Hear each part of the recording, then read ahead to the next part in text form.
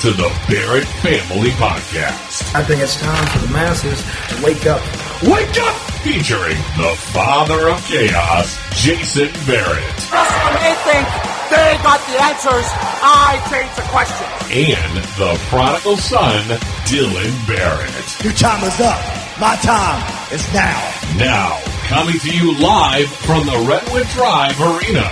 Say hello to the Barrett family.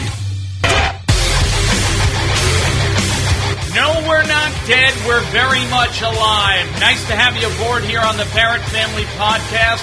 Alongside my tag team partner, the Prodigal Son, Dylan Barrett. I'm the father of chaos, Jason Barrett.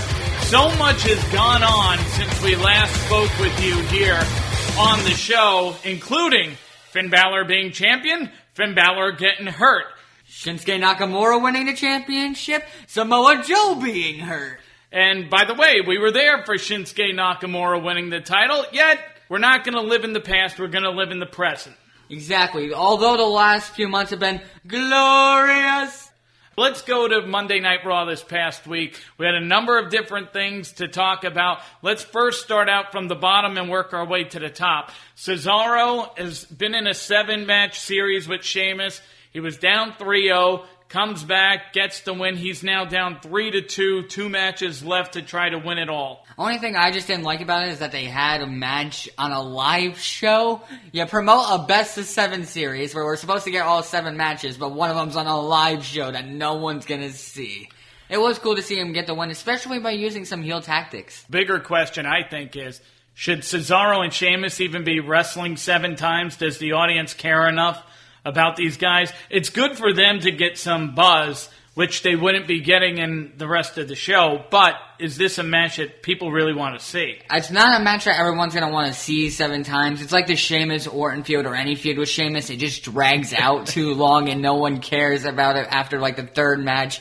But people are going to be behind Cesaro, so it might give it a little bit extra time, but I'm starting to feel dead on it already. All right, let's breeze through a few of these other things. Nia Jax finally crushed an actual woman who's on the roster. Literally. Yeah, Alicia Fox got destroyed. Speaking of women, Sasha, Bayley, and Dana actually had a great match. Dana slapped Charlotte earlier in the show, which was great. Shows that there's some frustration there. It leads to the triple threat. Sasha wins the match, but if you look at the finish, Bayley gets pinned by Sasha, but Sasha's shoulders were down. I'm wondering if that's going to come up this upcoming Monday, because right now Sasha's going in to the next pay-per-view to fight Charlotte for the title. They're probably going to pull something off here, like Sasha definitely did have her shoulders down. They could do something like they did on NXT when they did the Samoa Joe, Baron Corbin, and Sami Zayn thing, where Baron Corbin tapped out the 2 people they had. So let's say Bayley and Sasha both got pinned. They have a one-on-one match. Dana gets excluded since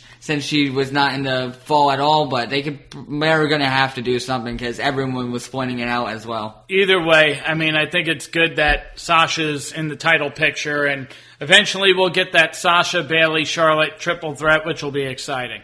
One question, though. Why did Sasha have to earn her match if she has a title rematch after she lost the title? Well, I think that's because Bayley just pinned the champion, so why does she have to earn it? True, plus WWE never really follows their rules anymore. Right. So, other developments from Raw.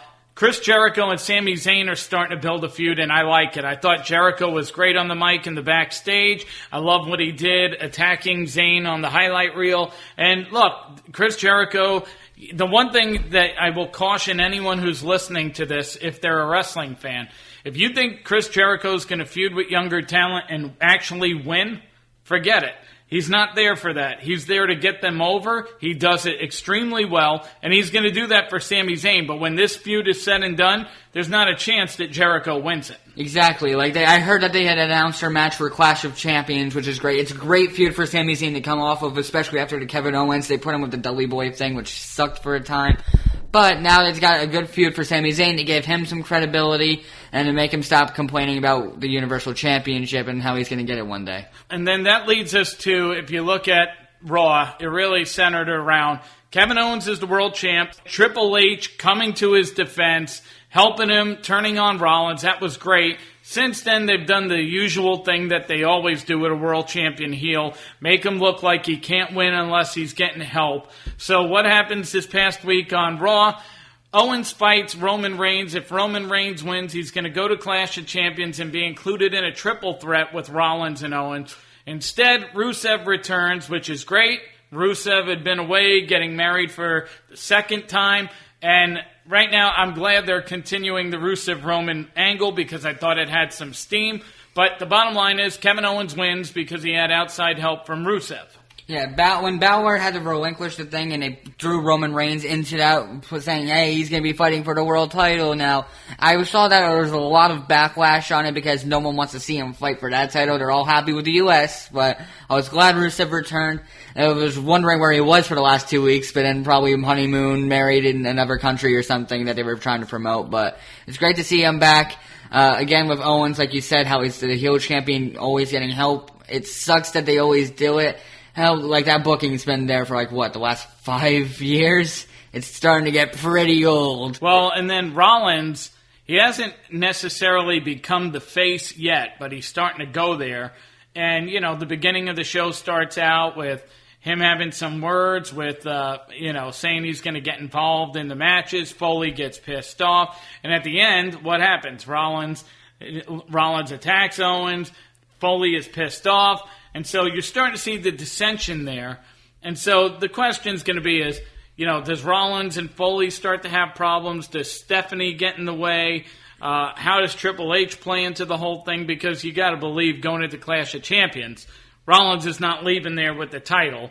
Kevin Owens is going to win that match, and Triple H will most likely reemerge, get involved, or Stephanie or somebody will get involved because they're trying to build up Rollins right now to become the face, and that's ultimately where we're at. Yeah, it's most likely going to be like this. I hate how they've been booking Rollins beforehand when he was trying to get the push. Now it kind of sucks even more because you're really, he's getting pushed to the world title again. It could be something like you said, Stephanie or Triple H screwing him over at Clash of Champions. I would pay a lot of money to see Mick Foley be the one to screw him, and he's like, I've been in on it the whole time or something. That would be cool. The other thing we got to remember, and we're going to switch over here in a minute to SmackDown, but a lot of these angles would not be happening if Finn Balor was still healthy. And so they've had to scramble, readjust, do things differently. I don't know that, they would have been with the Triple H Rollins angle and moved him out of the world title. But right now you can't do the club, the Balor Club. You can't have Balor fighting with Owens for the world title. So, hey, the bottom line, I'm happy that Kevin Owens is world champion. I'd like to see them create a couple other interesting developments and angles with people besides Seth Rollins and Roman Reigns, but right now, that's what they have to do until they can figure out what the next step is. Exactly. You could totally tell that when Balor got hurt, they had no idea what to do. Yep. Literally. They were like, fatal four-way match, elimination, throw it on the next week. Rush to Triple H Rollins saying, hard. do it now, do it now, do it now! That's hard because they put all their stock into Finn Balor, and they should have. I mean, it was a great thing that they did, but the reality is he got hurt. Guys get hurt, that happens. I guess Kevin Dunn must have been crying himself in a corner or something. Well, we were crying in a corner. I mean, Finn Balor finally wins the world title. That was great. Gets the biggest push so far and then immediately gets it squandered. Yeah, well, that's his... It was a great moment while it lasted. You can even see the shoulder come out. Oof. Well, let's talk about another great moment. SmackDown, AJ Styles is the world champion, having defeated Dean Ambrose at Backlash, which I love. AJ Styles is who should be carrying that strap. Ambrose as a champion had been really played out, was not getting over. But let's go to SmackDown because the show starts, a great promo. Look, SmackDown is just so much better, whether you love the guy or hate the guy. But when John Cena is on TV, the show is 10 times better. And his promo with Dean Ambrose, which I wasn't locked in on in the beginning, but because we had our father here, Grandpa Barrett, was in the house. Barrett. Yeah, old Barrett. Because he was distracting me. But once I got a chance to see the promo, it was outstanding. And, Cena basically tells Dean, you lost your balls. Dean calls John Cena a part-timer. Ultimately, some great momentum, and then it ends at the end of the night with Dean and Cena winning their tag match against AJ and The Miz, and Dean dropping a dirty deeds on Cena just to let him know that if you turn your back on me, I'm going to put you down. Exactly. Like, I love how SmackDown's been carrying out their promos, the way they have sounded and, like, made you interested in a match. Like, look at Dolph and Dean from a couple months, SummerSlam? They had so much good promo work. You were like, who's really going to win the title? Sure, the match sucked, but with these three performers and their mic skills and their in-ring ability, it's going to be a hell of a match come No Mercy. Well, you're right. When you look at the top of the card, it's been outstanding. The issue is the middle of the card, and that's where, right now, look, you were all excited because you got a James Ellsworth sighting on the show. Ellsworth for the win! But Ellsworth got his ass kicked by The Miz and never got to the ring, so that made me happy because I don't want to see that guy in a ring. From there, Bray and Randy are going to do some great things, assuming Randy's cleared and can get in the ring. But this week we saw Eric Rowan return and align himself again with Bray, which, thank God, because I don't want to see his character changed. I don't think Eric Rowan serves a purpose unless he's in the Wyatt family. And Bray Wyatt is more interesting when he has his followers behind him. So that was a good angle, even though Randy dropped an RKO on Rowan. Yeah. And I look at it like this. When it comes to Eric Rowan, it's rather he's with the Wyatts, he's got that crappy gimmick that he did with TLC 2014, I think it was, or he's on the chopping block, and he's going to get kicked out. But the only thing that doesn't make sense, Bray Wyatt left Rowan. Rowan comes back, he's like, I don't care, let me just realign myself. I just hope they bring Luke Harper back, put him there, and they create the original dominant Wyatt family stable. If they do that and they do it well, it's going to be great. Here's the thing. If they do it that way, that's great, but what they have to ultimately do is get to the point where Luke Harper is starting to get frustrated with Bray, and he turns on Bray, because Luke Harper has got some real talent and can do some top-of-the-card stuff like Bray. Eric Rowan, I'm not sure they could do that with. But for right now, let's just get Luke Harper healthy and onto the roster. And so we have a little more intrigue with these developments. But one other development, Alexa Bliss wins the number one contender spot for the women's title. Becky Lynch is the champion now. And I thought that, we went into that match going, great, here comes a time filler. But it wound up being a good match. Yeah. It was just odd because they had literally 2 nights before. They do a 6-pack challenge. Now you got a fatal 5-way. Like, really? And that was Alexa Bliss. I thought that was Harley Quinn the whole time since she's apparently doing that look for the whole thing. But if you look at SmackDown right now, you got the Cena, Dean, AJ angle. You've got Orton and Bray. And then the third part is The Miz and Dolph. Mm-hmm. Beyond that, you have the Usos who are turning heel. So I guess you can still do the Usos and American Alpha, which will be good. The tag titles, Heath and Rhino, it's in my opinion. It's a fun night, but, ultimately, if they weren't going to build the Ascension or the Hype Bros to win the titles or someone else, I don't want to see Heath and Rhino long term. So the issue is you got guys like Corbin, Apollo, Creed, Cruz, whatever you want to call him. Kalisto, who's hurt right now. And they just dropped Del Rio. They're promoting Kurt Hawkins.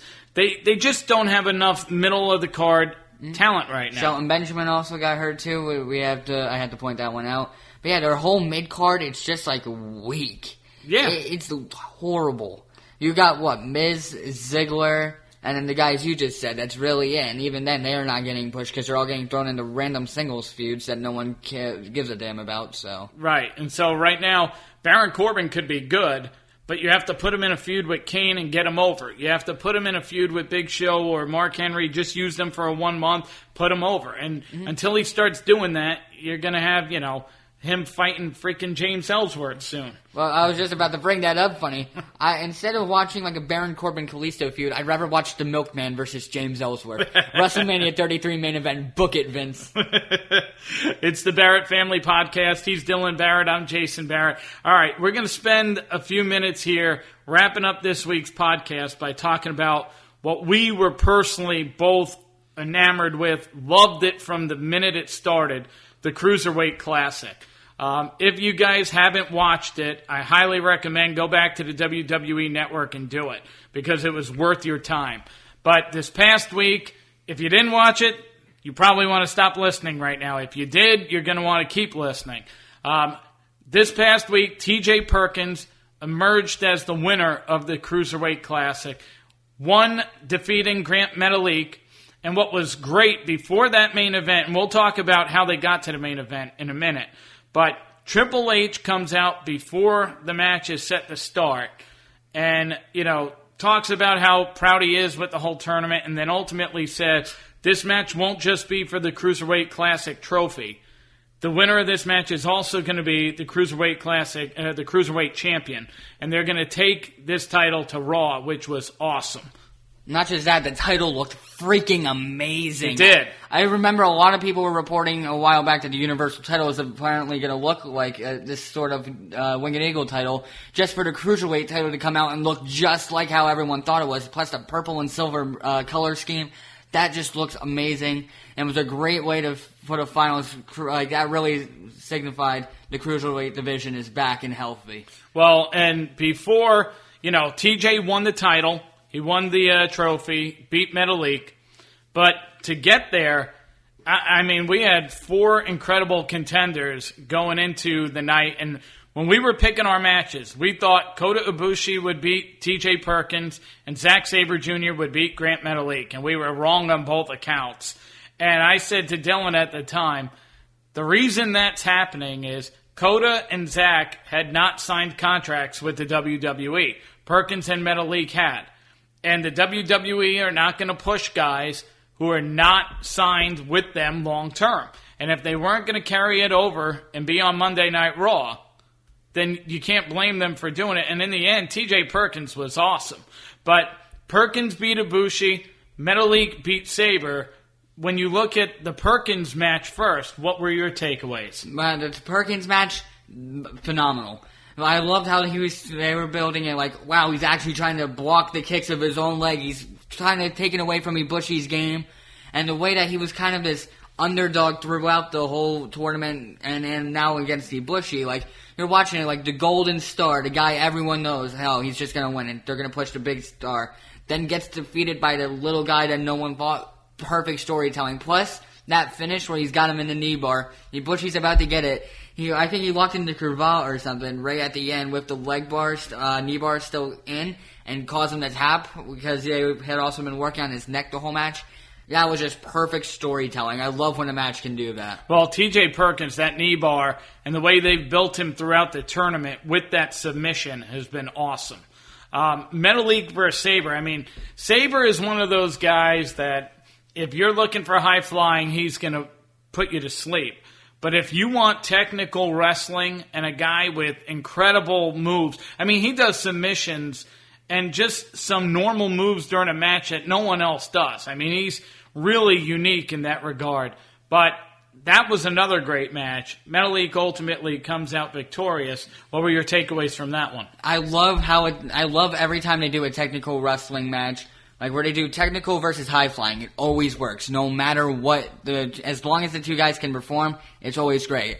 They actually made Sabre look more, instead of just going for the technical stuff, like he was going for the penalty kicks, the running uppercuts more, and trying to really take the fight in Metalik and try to also keep him grounded at the same time. The way he can move in a ring just astonished me throughout the whole tournament. Plus the submission T-locks, and God, they actually make you feel like you're in pain. The finish as well, I'm going to bring this one up. He was running towards him, I think it was like an uppercut or something. He gets picked up onto the fireman's carry and put into the Grand Metalik driver, or the Metalik driver as you want to call it. And I was really shocked. I'm like, wow, they just took out the second biggest name out of these 4 in the semi-final round. And now we're not going to see him versus Ibushi? Damn. Well, and look, if you haven't seen the Cruiserweight Classic, you need to watch it. And you're going to get a heavy dose of these guys starting Monday on Raw because the Cruiserweights are coming. And I think it's going to energize the show. They do some incredible things in the ring. Their technical skills are phenomenal. And this is as good of a... in the past, if you're a longtime wrestling fan, Cruiserweights wrestled before... But, outside of the Rey Mysterios of the world, there were always like 3 or 4 guys who were good, but there weren't 10. Now they're at 10 to 12 really legitimate great wrestlers, so it's something to watch. If we talked about this the other day, Dylan, your best matches of the Cruiserweight Classic series, which 3 or 4 would you say were the best? I would say, personally for me, we have, of course, Kota Ibushi versus the Brian Kendrick. That was a great match. Some of the moves they pulled off, including the freaking Burning Hammer, the move that they never used in all of wrestling in WWE. They pull it out. We had that one I enjoyed. Sabre versus Noam Dar. That technical wrestling was great. Tommaso Ciampa and Gargano, that storytelling just, that always puts a feel in your heart like, wow, that 2 best friends going at it. And probably Cedric and Kota also had another great one. That was great. And plus, and you know what made that great? The end, when the crowd is chanting, please sign Cedric, and Triple H comes out, raises his hand, and gives the crowd a nod saying, yeah, we're going to do that. That was awesome. It was a great feel-good moment. I loved all the emotion guys would show, especially after they had just lost. Like Daniel Bryan coming out to give Brian Kendrick a hug saying, you did your best. I'm glad that you were in this tournament. Like, all of the things they pulled off. Even though I just brought up Daniel Bryan, I hated his commentary throughout the whole thing. He's the best Japanese wrestler in all of the world. But everything with Daniel Bryan is, that's the best sleeper hold I've ever seen. That's the best body slam I've ever... He is the best high-flying wrestler in the country. Like, come on. I've never seen that before. Yeah. There's one thing I do want to bring away. So this is a guy we didn't like, but apparently some people in WWE liked him. Jack Gallagher. I couldn't stand him. Look, the one thing though... Terrible look. He does do some cool things in the ring, but he looks awful. He looks like the third member of the Vaudevillains to me. I just can't stand that guy. But this is the guy I really enjoyed one of the most. Besides some of the big names in the tournament, the guy Gallagher lost to, Akira Tozawa, I believe, was the one he was great. Who did he... the match he was in, we loved it. Who did he lose to? He lost to Metalik. That's right. That match, that was awesome. That probably ranks in my top 5, 7 at most. That match, I really thought he had it with the Germans. Dude, I'm being honest. I'm not trying to pull a Daniel Bryan here, but I think he has probably the best German in wrestling. Yeah, when he picks the guy up and holds him there and then drops it back. It's awesome. Like, sure, you can always do the Brock or Neville's deadlift, but no, the way he just, rips him back and, swings him and then picks him up, deadlifts him, holds him in the air and drops him back. It's just great. Well, you mentioned the name, and we're bringing it down the home stretch here on the Barrett Family Podcast. But I would love to see the WWE put Neville into the Cruiserweights. He's going to get lost on that show. You can't have him fighting for the United States title. You can't have him fighting for the world title. And unless he's going to be in a tag team, which, they could have done that with Zayn, but they're not going to because they're pushing Zayn. He's going to get lost. And if they want to do something with him, put him and Sin Cara in the Cruiserweights, and it could be really good. Not just that. They have a Cruiserweight division, and they end Kalisto in it, which is beyond me. But he's hurt. True. So right now he's hurt. But before he wasn't hurt, and they put him on SmackDown. But I just want to see something, look at these matchups you can have. You can have TJ Perkins versus Neville. Cedric Alexander versus Metalik. Right. These matches... and there's one guy that I love and who I think is going to be a hit on Raw, and that's Rich Swann. That guy is great in the ring. He's got great charisma. His music is popular. He's outstanding. That guy's going to be good. I'm not sure if Raw can handle this. That's right. Come on. He's already got a catchphrase. Before we go, though, the only thing I'm worried about this, I really hope Raw just doesn't water it down. If you look, the Cruiserweight Classic was amazing. I'm not sure if this Cruiserweight division on Raw can hold up. Well, let's hope that it does. And you and I could talk about these Cruiserweights all day, and we'll have plenty to do next time on the podcast because they're making their debut this upcoming Monday on Raw. But that's going to do it for this edition of the Barrett Family Podcast.